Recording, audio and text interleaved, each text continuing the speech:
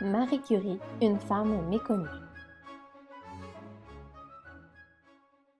Marie Curie, Maria Salomea Sklodowska, à la naissance, est née le 7 novembre 1867 à Varsovie, en Pologne.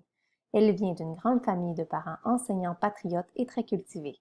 Constituant 5 enfants, cette famille priorise l'instruction et les études. Marie aurait aimé poursuivre des études à l'université, mais étant une femme, elle n'y est pas autorisée dans son pays. En 1891, elle quitte alors sa famille et son pays et se rend à Paris pour étudier la physique et les mathématiques à l'université. Elle y rencontre Pierre Curie, un physicien français avec qui elle se marie 3 ans plus tard, le 26 juillet 1895. Le premier enfant du couple, Irène Curie, est né en 1897, suivi d'Ève Curie en 1904. Son mari décède en 1906. Marie poursuit alors des recherches qu'ils avaient entamées ensemble et enseigne à des jeunes filles dans son institut. Elle les encourage à faire des études supérieures. Marie Curie perd la vie le 4 juillet 1934 d'une anémie pernicieuse en raison de sa leucémie. De 1914 à 1918, pendant la guerre, Marie Curie se consacre au développement de la radiologie fixe ou mobile et à la formation d'infirmières spécialisées dans l'utilisation des appareillages à rayons X. Elle est aidée par sa fille aînée et 3 autres femmes.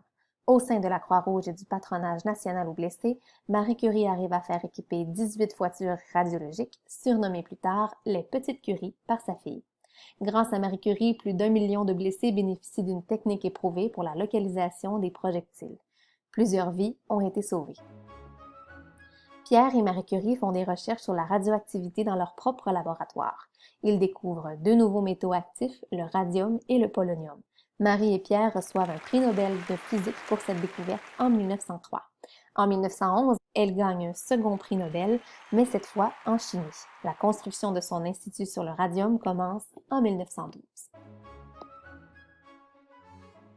Le travail acharné de Marie Curie a fait progresser la médecine en ouvrant la voie à l'oncologie. En effet, le traitement contre le cancer doit beaucoup à Marie Curie.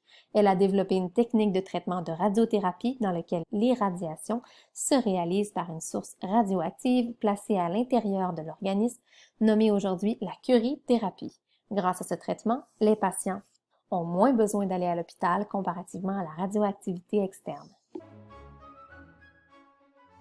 À la suite du décès de son mari en 1906, Marie Curie prend son poste de professeure à la Sorbonne. Elle devient professeure titulaire de physique générale et de physique générale et radioactivité. Elle est alors la première femme professeure dans cette université, ce qui est une grande avancée pour l'époque.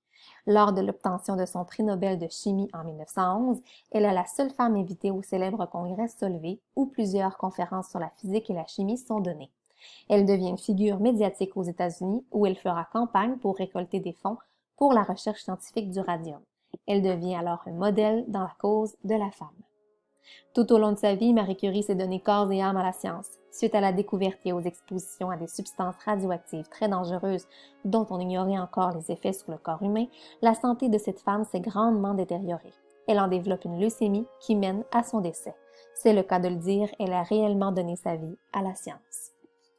Si nous prévoyons une planification à long terme, il pourrait être intéressant d'aborder plusieurs grandes femmes en classe, celles qui ont eu une importance et qui apporté des changements encore d'actualité dans notre société d'aujourd'hui. Pour introduire celle-ci, une période pourrait être allouée à Marie Curie. Une présentation d'elle et de ce qu'elle a fait serait alors lancée. Le livre Marie Curie de la collection De petite à grande des éditions de la Courte Échelle pourrait être lu. Ensuite, une discussion avec les élèves pourrait suivre en donnant des situations et des exemples dans notre société qu'on doit à Marie Curie. Finalement, nous pourrions aller au laboratoire informatique faire nos propres recherches portant sur d'autres femmes importantes en petites équipes et ainsi les présenter à toute la classe.